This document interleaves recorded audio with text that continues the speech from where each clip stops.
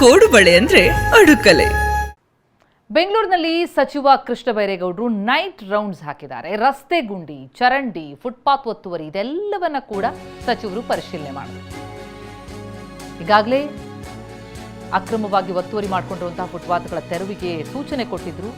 2 ದಿನಗಳಿಂದ ಕಾರ್ಯಾಚರಣೆ ನಡೀತಾ ಇದೆ. ಈ ಮಧ್ಯೆ ಹೇಗಿದೆ ಕಾರ್ಯಾಚರಣೆ ಮತ್ತು ಪರಿಸ್ಥಿತಿ ಅನ್ನೋದ್ರ ಬಗ್ಗೆ ಪರಿಶೀಲನೆಗೆ ಖುದ್ದು ತಾವೇ ಫೀಲ್ಡ್ಗಿಳಿದಂತಹ ಕೃಷ್ಣ ಬೈರೇಗೌಡರು ಖುದ್ದು ಪರಿಶೀಲನೆ ಮಾಡಿದ್ದಾರೆ. ತಡರಾತ್ರಿವರೆಗೂ ಕೂಡ ಈ ಪರಿಶೀಲನೆ ನಡೆಯಿತು. ಔಟರ್ ರಿಂಗ್ ರೋಡ್ ಅಭಿವೃದ್ಧಿಗಾಗಿ ಪರಿಶೀಲನೆ, ಲಾರಿ ಜಂಕ್ಷನ್ನಿಂದ ಸಿಲ್ಕ್ ಬೋರ್ಡ್ವರೆಗೂ ಕೂಡ ರೌಂಡ್ಸ್ ಹಾಕಿದ್ದಾರೆ. ರಸ್ತೆ ಗುಂಡಿ ಆಗದಿರೋ ಬಗ್ಗೆ ಅಧಿಕಾರಿಗಳನ್ನ ತರಾಟೆಗೆ ತೆಗೆದುಕೊಂಡು, ಜೊತೆಗೆ ಆ ಸಂದರ್ಭದಲ್ಲಿ ತಪ್ಪು ಮಾಹಿತಿ ಕೊಟ್ಟಂತಹ ಅಧಿಕಾರಿಗಳಿಗೂ ಫುಲ್ ಕ್ಲಾಸ್ ತೆಗೆದುಕೊಂಡಿದ್ದಾರೆ. ಬೆವರಿಳಿಸಿದ್ದಾರೆ ಅಧಿಕಾರಿಗಳಿಗೆ ಸಚಿವರು. ಸಾಂಪ್ರದಾಯಿಕ ರೆಸಿಪಿ, ಮತ್ತಷ್ಟು ಬೇಕೆನಿಸುವ ರುಚಿ. ಕೋಡುಬಳೆ ಅಂದ್ರೆ ಅಡುಕಲೆ. ಕಾಮಗಾರಿ ಕುರಿತಂತೆ ಸರಿಯಾದ ಮಾಹಿತಿ ಕೊಡದಂತಹ ಅಧಿಕಾರಿಗಳನ್ನ ತರಾಟೆಗೆ ತೆಗೆದುಕೊಂಡು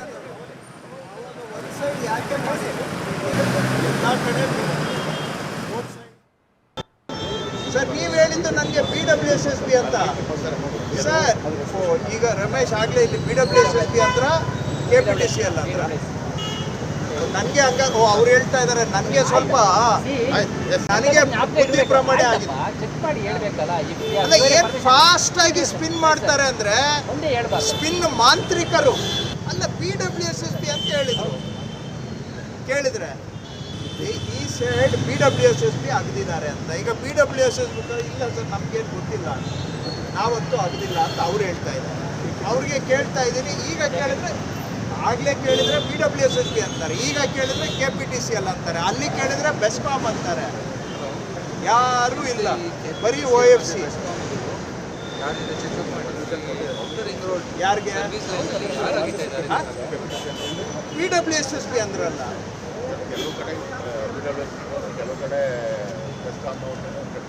ಸೊ ಯಾವ್ದು ಬೇಕೋ ಹೆಂಗ್ ಬೇಕೋ ತಿರುಗಿಸಿ ಹೇಳ್ಬೋದು. ಇನ್ನು ಫುಟ್ಪಾತ್ ವ್ಯಾಪಾರಿಗಳಿಗೆ ಮತ್ತೆ ಸಚಿವರು ವಾರ್ನಿಂಗ್ ಕೊಟ್ಟಿದ್ದಾರೆ. ನಾವು ಫುಟ್ಪಾತ್ ಮೇಲೆ ವ್ಯಾಪಾರ ಮಾಡಬೇಡಿ ಅಂತ ಹೇಳ್ತಿಲ್ಲ, ಮುಖ್ಯ ರಸ್ತೆಗಳಲ್ಲಿ ಬೇಡ, ಪಕ್ಕದ ರಸ್ತೆಯಲ್ಲಿ ವ್ಯಾಪಾರ ಮಾಡಿ ಅಂತ ಅನ್ನೋದು ನಮ್ಮ ಸೂಚನೆ. ಯಾಕೆ ಮುಖ್ಯ ರಸ್ತೆಯಲ್ಲಿ ನೀವು ವ್ಯಾಪಾರ ಮಾಡಬೇಕಾ? ಫುಟ್ಪಾತ್ ಇಲ್ಲದೆ ಪ್ರತಿ ವರ್ಷ 300 ಜನ ಸಾಯ್ತಿದ್ದಾರೆ. ಇದಕ್ಕೆಲ್ಲ ಯಾರು ಉತ್ತರ ಕೊಡ್ತಾರೆ ಅಂತ ಪ್ರಶ್ನೆ ಮಾಡಿದ್ದಾರೆ ಸಚಿವ ಕೃಷ್ಣ ಬೈರೇಗೌಡ. ನಿಮ್ಮ ಮನೆಯವರು ಮೃತಪಟ್ಟರೆ ಏನ್ ಮಾಡ್ತಾ ಇದ್ರಿ ಅಂತ ಪ್ರಶ್ನೆ ಮಾಡಿದ್ದಾರೆ ವ್ಯಾಪಾರಿಗಳಿಗೆ. ಫುಟ್ಪಾತ್ ಒತ್ತುವರಿ ತೆರವು ಕಾರ್ಯಾಚರಣೆಯನ್ನ ನಿಲ್ಲಿಸೋದಿಲ್ಲ ಅಂತಲೂ ಕೂಡ ಖಡಕ್ ಸೂಚನೆ ಕೊಟ್ಟಿದ್ದಾರೆ. ಬೀದಿಯಲ್ಲಿ ವ್ಯಾಪಾರ ಮಾಡೋರು ಅವ್ರೇನು ವ್ಯಾಪಾರ ನಿಲ್ಲಿಸ್ಬೇಕಾಗಿಲ್ಲ.